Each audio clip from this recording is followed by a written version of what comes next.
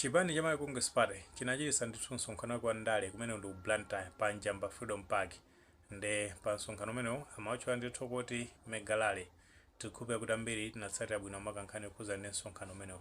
Komano mwina chinthu china chimene ndithu anthu sanapange notice nchonena kuti anthu amene anatutidwa mulole maka ndithu kupita kumeneko amene kuti ma supporters a chipani chimene chama Congress Party ena ndithu zinawaonekera. Ndeno funso lomwe lomabwa ndoti kodi chimene chinawachitikira anthu amene wandi chani.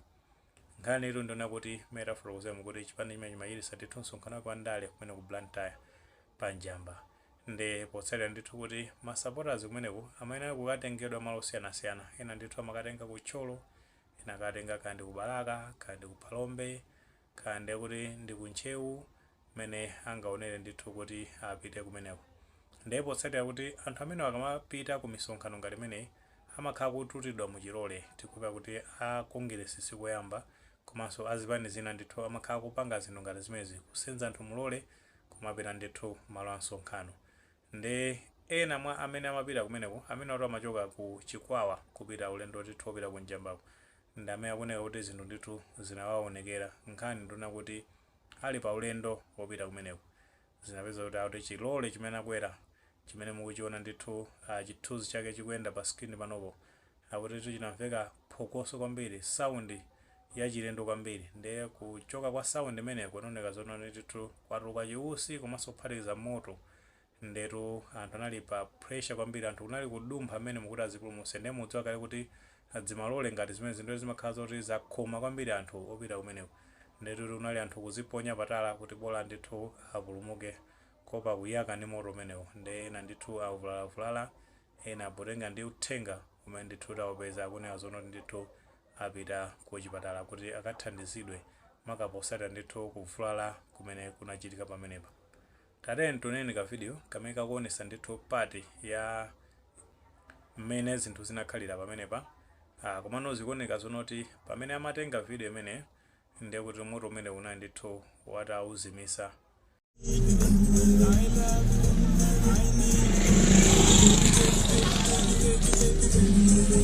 Gauri mu speed bobsha.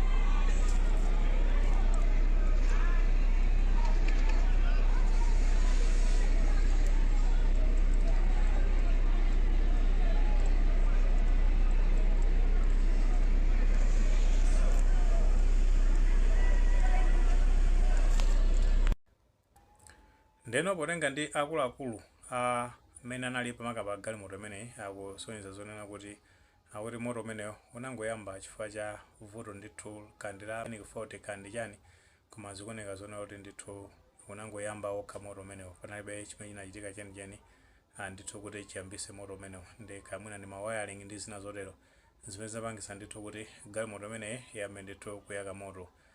Ndoti momwayi panathamanga ndithu zathu ozimisa za moto ndi amene anafika pamenepo kuthandizira kuzimisa ndithu galimoto imeneyi kuti ikhale ndithu ili bwino.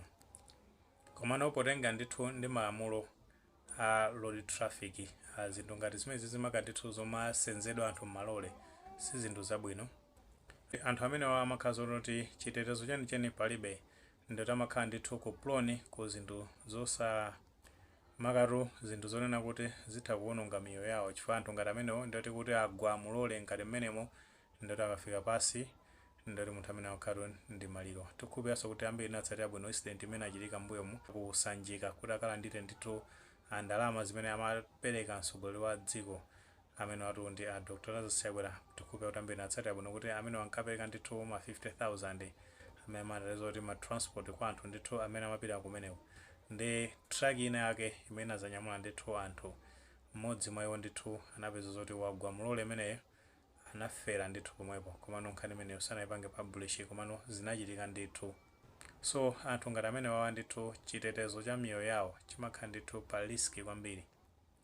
Mwini maganizo pa nkhani imene pamene tinazona kuti chitruck ndithu chimene chinasenza masapota a chipani cha Malawi Congress Party ndekuti chinabuka moto, zimene zinapangisa zoti anthu podumpha mu chitruck chimenecho ena ndithu avulalavulala.